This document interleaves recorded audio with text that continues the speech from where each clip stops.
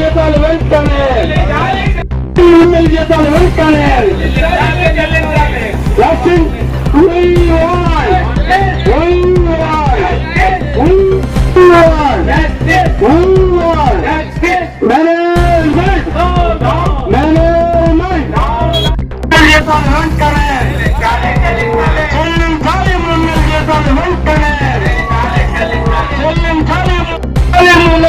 తక్షణమే చెల్లించాలి మిన్నల్ జీతాలు తక్షణమే చెల్లించాలి మిన్నల్ జీతాలు వెంటనే ఐక్యత కార్మిక ఐక్యత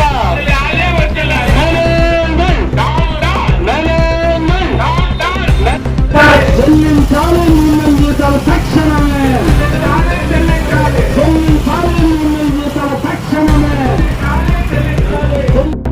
చెల్లించాలి మిన్నల్ జీతాలు తక్షణమే కార్మికులకి జీతాలు ఇవ్వకుండా రామిడీలు లేకుండా లక్షాలు గోలు చేసి ఈ సీట్లన్నీ అంబానీ అదానీ జిందాల్ కంపెనీని కుట్రపూరితంగా ఈరోజు యాజమాన్యం కేంద్ర ప్రభుత్వం ప్రయత్నం చేస్తుంది. దాన్ని అడ్డుకోవాలని గత 4 సంవత్సరాలుగా మేము పోరాడుతున్నప్పటికీ ఇంకా కేంద్ర ప్రభుత్వం ఇంకా దీన్ని అమ్ముతామని మూసేస్తామని దుర్మార్గంగా చెప్తుంది. ఒక పక్క రాష్ట్ర ప్రభుత్వం కూడా ఈ స్టీల్ ప్లాంట్ కాపాడుతామంటున్నారు.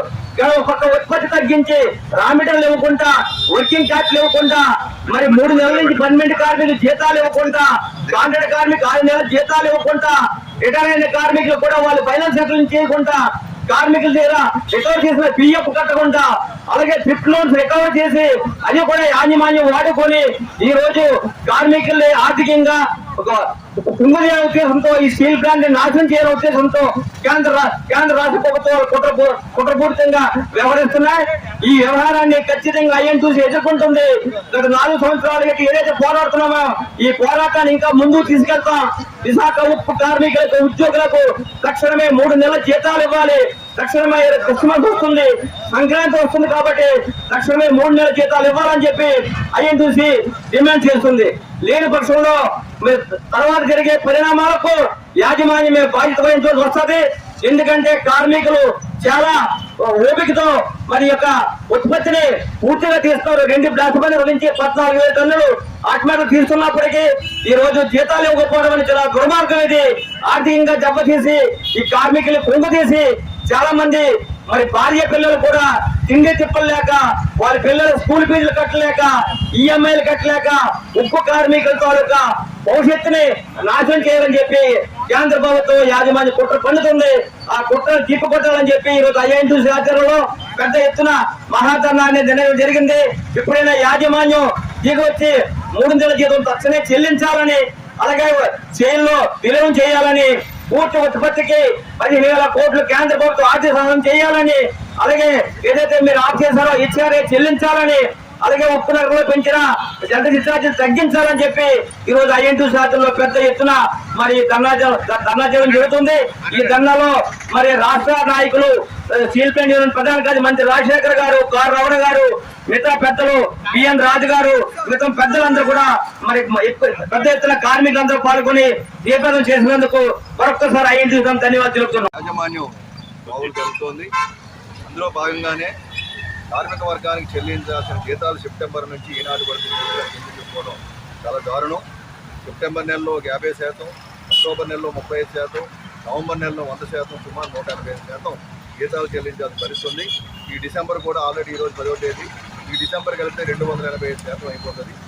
పండగ వచ్చేస్తుంది. పండగ ఏ విధంగా చేసుకోవాలని చెప్పి గుండెలో దూలు పరిగి ఒక కార్మిక వర్గం అంతా కూడా ఏ విధంగా చేసుకోవాలని చెప్పేటువంటి పరిస్థితుల్లో ఎదురు చూసే పరిస్థితి ఏర్పడింది. ఏదేమైనా ఈరోజు విశాఖపట్నం స్టీల్ ప్లాంట్లో కార్మిక వర్గం కష్టించి పనిచేస్తుంటే వారి తాలూకు శక్తిని గుర్తించకుండా కేవలం పెట్టుబడిదారులు కొమ్ము కాయాలని ఈ కర్మాగారం నిర్వీర్యం చేయాలని చెప్పేటువంటి ఉద్దేశంతో ఈ కేంద్ర ప్రభుత్వం కానీ లేదా మేనేజ్మెంట్ కానీ కుట్రపడుతుందని అనిపిస్తుంది. ప్రైవేటీకరణ లేదని చెప్తూనే ఈ కార్మిక వర్గంలో భయాందోళన కల్పించి జీతాలు ఇవ్వకుండా చాలామందికి ఏంటంటే సకాలంలో జీతాలు ఇవ్వకుండా చాలామంది రిజైన్ చేసి వెళ్ళిపోవడం, రకరకాల బీఆర్ఎస్ ఎప్పుడో వస్తుందని చెప్పి ఎదురు చూసే పరిస్థితి కూడా యాజమాన్యం తీసుకొచ్చింది. ఇటువంటి విరోగమైన విధానాలను మేము ఖండిస్తున్నాం. ఇమీడియట్గా ఏదైతే పెండింగ్లో ఉందో 180% జీతాలు తీరాలి. ఈరోజు ఉత్పత్తి లేకపోతే వేరే విషయం. ఉత్పత్తి పూర్తిగా జరుగుతోంది. అమ్మకాలు జరుగుతున్నాయి.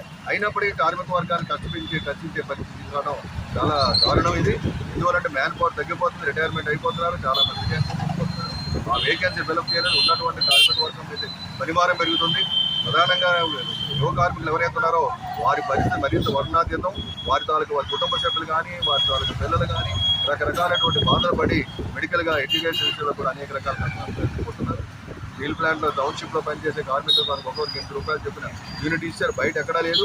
ఆ విధంగా అన్ని విధాలు కూడా ఇబ్బంది పెడుతూ ఎక్కడ బయట ఉండడానికి అతిగా ఉంటే పరిస్థితుల్లో నిత్యాన్ని కూడా చెల్లించకుండా గతంలో ఏదైతే ఐఆర్టీసీ అనేకమైనటువంటి సదుపాయాలు సంక్షేమ కార్యక్రమాలు 5 ఇన్స్టిట్యూట్లో ఇన్సెంటివ్ మొదలుకొని లేదా ఒక యూనిఫామ్ కానివ్వండి, లేదా ఎఫ్టీసీ కానివ్వండి, ఎల్ఎల్టీసీ కానీ, హౌస్ బిల్డింగ్ సబ్సిడీ కానీ, లేకపోతే ఇంకా అనేక గోల్డ్ కాయిన్స్ కానీ, సిల్వర్ కాయిన్స్ కానీ, హౌస్ రెంట్ అలవెన్స్ కానీ, ఇవన్నీ కూడా తొంగలో తొక్కి కార్మిక వర్గాన్ని పూర్తిగా నెట్టేయడం ముంచే.